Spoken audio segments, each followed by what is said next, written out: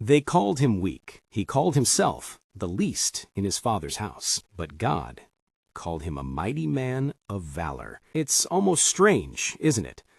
How heaven's definition of strength looks nothing like ours. How the people God chooses are rarely the ones standing tall in confidence, but the ones hiding, trembling, still trying to survive what life has thrown at them. That was Gideon, a man not looking for greatness, not chasing attention, not expecting to change history. He was just trying to make it through another day. Israel had fallen into the hands of the Midianites, once a proud nation that walked with God.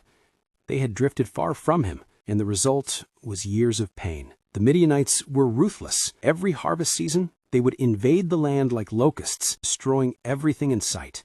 Crops, livestock, every sign of hope. Israel was left poor, hungry, and humiliated. And in that dark time, people began hiding in caves and mountains just to stay alive. And there was Gideon, not in a battlefield, not leading an army, but hiding inside a winepress, secretly threshing wheat. You can almost imagine the fear in his movements, shoulder, listening for footsteps, trying to save just enough food for his family. It wasn't courage that kept him there. It was survival. But God saw something in that hiding place that no one else could see. As Gideon worked in silence, an angel appeared and said words that must have sounded almost ridiculous. "The Lord is with you, mighty man of valor." Gideon froze. Mighty? Him? He was from the smallest tribe, from the weakest family, and in his own eyes, he was the least of them all. He looked around.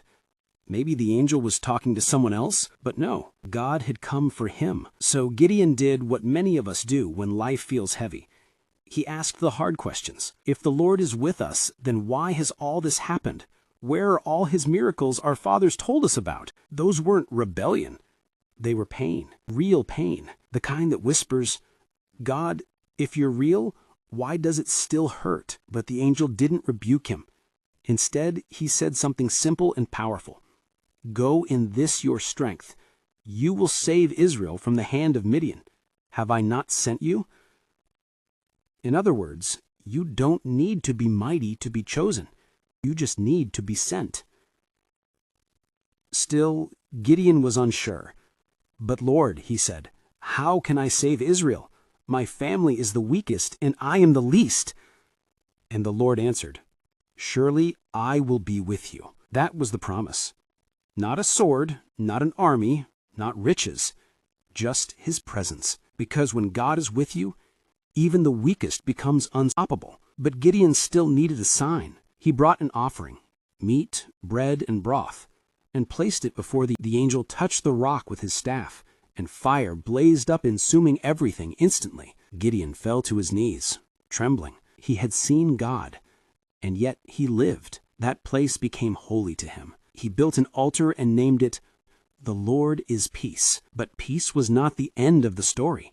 It was only the beginning. That same night, God tested him. He told Gideon to tear down his father's altar to Baal and cut down the Asherah pole beside it. Before he could face the enemies outside, he had to destroy the idols inside his own house. That's where it always begins. Before God sends you to conquer nations, he first teaches you to conquer. Gideon was afraid, so he did it at night, quietly, trembling. But he did it. By morning, the town discovered what happened and wanted him dead. But his father stood up and said, "If Baal really is a god, let him defend himself." That moment marked a shift. Gideon, the quiet one, the fearful one, had just taken a stand, and heaven took note. Soon after, the enemy gathered again. The Midianites, Amalekites, and other tribes came together like an ocean of soldiers, and God told Gideon to rise and fight. But fear doesn't disappear overnight. Gideon still doubted, still wrestled within himself. So he asked for another sign, the fleece. He said, "Lord, if you will save Israel by my hand, let there be dew only on the fleece and the ground dry." The next morning, the fleece was soaked and the ground was dry. Then he asked again, "Let the fleece be dry and the ground wet." And again, God did it. Not because God needed to prove himself, because he understood Gideon's heart. He saw a man who wanted to believe, but was still learning how. And that's what grace looks like. God meeting us in our weakness, not condemning it. Finally, Gideon was ready. He gathered 32,000 men to fight the Midianites. But God looked at the army and said, "Too many. Too many? Against an enemy that looked like the sand on the seashore?" But God didn't want Israel to think victory came from numbers. So he said, "Tell everyone who is afraid to go home." 20 left. 10,000 remained. Still, God said too many. He told Gideon to bring them to the water to drink. Those who lapped water with their hands, staying alert, were chosen. Only 300 men remained. 300 against thousands. It made no sense. But faith rarely does. That night, Gideon couldn't sleep. God told him, "Go down to the enemy camp. Listen to what they're saying." Gideon went quietly, and there he overheard 2 Midianite soldiers talking. One said, "I had a dream. A loaf of barley bread rolled into our camp and knocked down a tent." The other replied, "That's the sword of Gideon. God has given Midian into his hand." At that moment, Gideon's fear melted away. He bowed down right there in the darkness and worshipped. God had confirmed his promise through the mouths of his enemies. He ran back to his camp and said, "Get up. The Lord has given Midian into our hands." He divided the 300 men into 3 groups.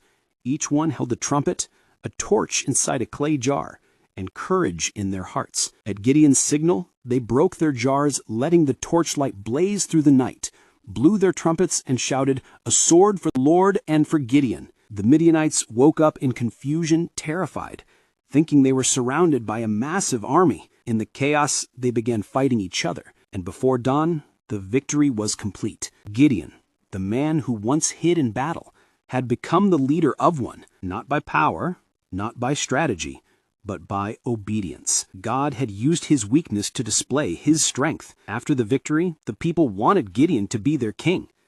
But he said, "I will not rule over you. The Lord will rule over you." He refused the throne, but later he made a golden ephod from the spoils of war, and it became a snare, an idol. And Israel once again turned away from God after his death. It's a reminder that even the chosen must stay close to the collar, that victory is not the end of surrender, because when the applause fades, when the spotlight moves, what keeps a person standing is not what they've achieved. It's who they continue to serve. Gideon's story is a mirror. It shows us that God doesn't wait for you to be brave before he calls you while you're still hiding. He speaks identity into fear, purpose into smallness, and destiny into doubt. You might feel like Gideon today, unseen, unqualified, tired, but maybe that's exactly why God's eyes are on you, because he takes the least and makes them leaders. He takes the broken and turns them into beacons. He takes the ones who question and uses their questions to birth courage. If God could turn a man hiding in a winepress into a warrior who led 300 men against an army, then what can he do with you? If only you would believe that he's with you. So when the fear comes, when the odds are against you, when your strength feels too small, remember Gideon, the weak one God called mighty, the doubter who became a deliverer, the man who learned that sometimes God's strength begins where yours ends, because in every generation, he's still whispering the same words he spoke that day. "The Lord is with you, mighty one of valor." And that is enough.